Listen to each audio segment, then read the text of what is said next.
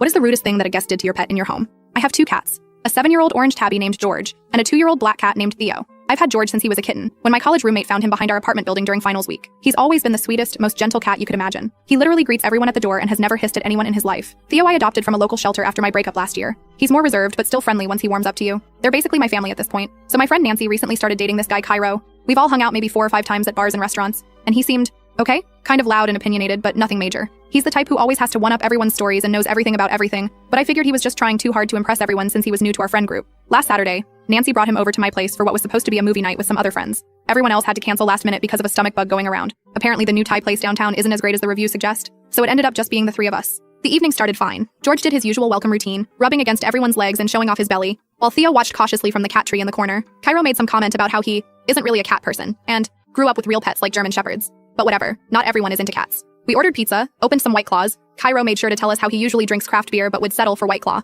and put on the new show everyone's been talking about. About an hour in, I went to the kitchen to get more snacks and make some popcorn. I heard this weird sound from the living room, not quite a meow, more like a distressed chirp. At first I thought maybe George had just knocked something over. He sometimes gets excited when there's popcorn. But then I heard it again. When I came back, I found Cairo literally spraying George with my Plant Mister bottle that I keep on the coffee table. George was huddled in the corner near my TV stand, completely soaked and terrified, while Cairo was laughing like it was the funniest thing ever. What are you doing? I nearly dropped the entire bowl of popcorn. Cairo just shrugged like it was nothing. He kept trying to sit on the couch with us. Cats don't belong on furniture, they spread diseases. My mom never allowed it. You really shouldn't either, it's kind of gross. Nancy looked uncomfortable but didn't say anything. She just kept staring at her phone like she was trying to disappear into it. George, my sweet boy who had never hurt anyone, was literally shaking. Theo had disappeared completely. Found him hours later hidden behind the washer. Poor baby wouldn't even come out for treats. Are you kidding me? This is my house and these are my cats. You don't get to decide where they can and can't go. Who does this in someone else's home? Geez, calm down. Cairo rolled his eyes. It's just water. You're acting like I hurt him or something. Cats need discipline. They're animals, not people. You're obviously too soft with them. That's when I noticed George's food bowl was empty. Not just eaten, but gone. And his water fountain wasn't in its usual spot either. Where's George's bowl? And the water fountain? Oh, I put it all in the kitchen while you were in the bathroom earlier, Cairo said.